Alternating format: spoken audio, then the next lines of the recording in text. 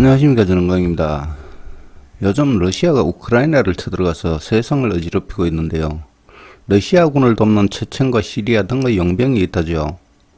그런데 러시아군이 졸전을 거듭하는 바람에 그들 용병의 피해도 막강하다는 소식입니다. 우리나라 또한 조선시대에 비슷한 사례가 있었습니다. 1618년 광해군 10년에 무리하게 후금 원정을 나섰던 중국 명나라가 우리 조선에도 원병을 요청했는데요. 이때 명군을 도우러 파견되었던 조선 원병이 명군의 거듭된 졸전에 큰 피해를 입는 일이 있었습니다. 이때 조선 원병을 이끌고 간 최고 책임자는 강홍립 오도원수였는데요. 강홍립은 1560년 명종 15년에 태어나서 1627년 인조 5년에 세상을 떠났는데요. 조선 중기의 문신이자 무신입니다. 1589년 정광 진사시에 합격하고 1597년 알성문과 병과로 급제해 시강원 설서에 제수됐습니다.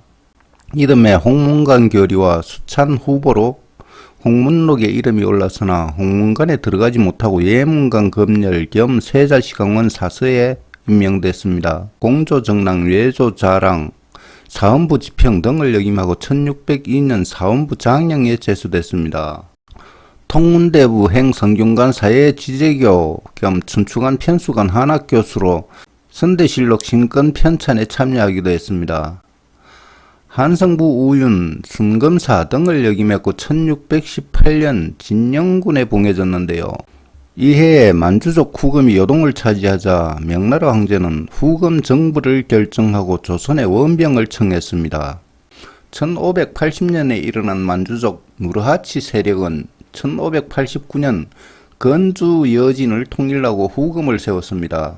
그러더니 점차 번성하여 1618년에는 명나라 무순을 공격했고 명나라는 후금을 아예 없애버리기 위해 정벌에 나섰던 겁니다. 광해 임금은 임진왜란 때 명나라 도움을 받았으므로 보답 차원에서 강홍립을 오도 원수로 삼고 김경설을 부원수로 삼아 1만 3천여 명의 군사를 내어주고 명나라로 보냈습니다. 강홍립은 군사를 거느리고 명나라 노성으로 갔고 명나라 대장군 유정의 휘하에 소속되어 후금군과 싸웠습니다. 그런데 명나라군은 후금군을 얕잡아보고 무작정 쳐들어갔다가 졸전을 거듭합니다.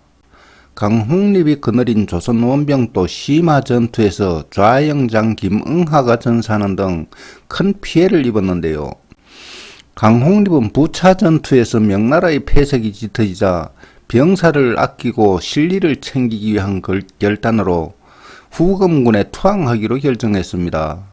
임진왜란 때 명나라의 신세를 크게 졌으니 갚긴 갚아야 하지만 현실적으로 후금은 강성하고 명나라는 쇠퇴하던 때였습니다. 의리를 지키기 위해 마냥 명나라 편을 들다가는 후일 조선이 후금에게 큰 보복을 당할 것인데 명나라는 조선을 지켜줄 형편이 되지 못했습니다. 만일 후금이 더욱 강성하여 조선을 응징한다면 나라의 존망이 위태로울 수 있으므로 후금을 더는 자극하지 않기 위한 책략으로 투항을 선택했던 겁니다.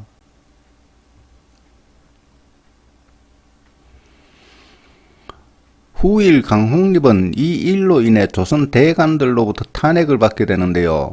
예전 임금인 광해 임금은 강홍립에게 파병군을 맡겨보내며 전쟁에서 명나라가 지면 후금의 노여움을 살 것이고 그 보복이 사나울 것이니 형세에 따라 스스로 향배를 정하라 라는 멸명을 내렸다는 설이 있지만 확실한 증거는 없습니다.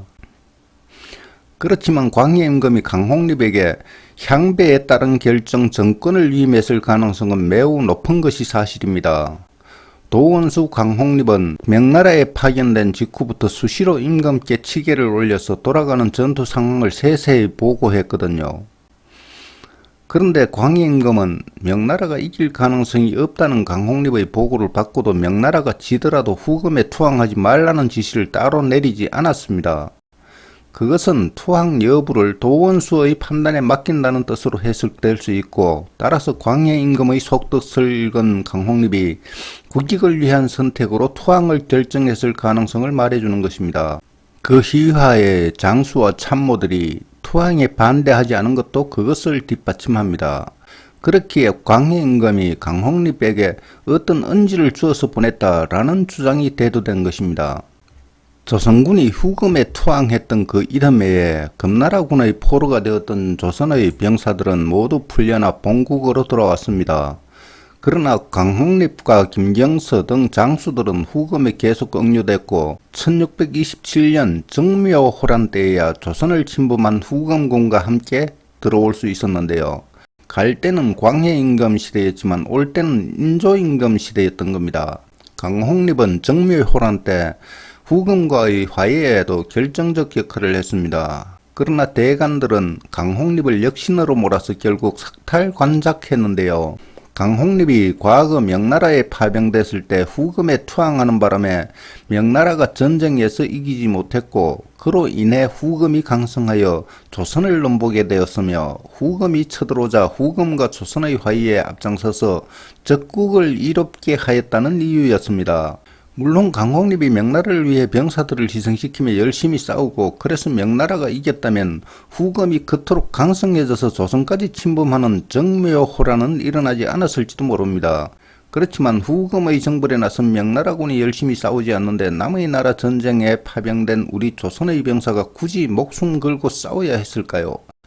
만일 그때 강홍립이 투항하지 않고 끝까지 싸우다가 우리 조선 병사가 더 많은 피해를 입었다면 또 어떻게 됐을까요? 요즘 침략자 편에서 불의의 피를 흘리고 있는 용병도 러시아에 신세진 것이 있어서 이를 갚으려 참전했을 겁니다.